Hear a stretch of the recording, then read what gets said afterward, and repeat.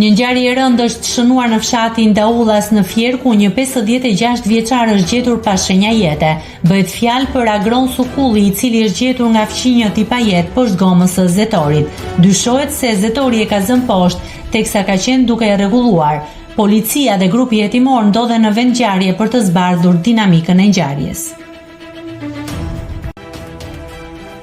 Nëse klikoni mbi butonin subscribe, do t'ju shfaqen të gjitha publikimet tona. Ju ftoj t'i bëni subscribe kanalit, të pëlqeni videot dhe të lini komentin tuaj.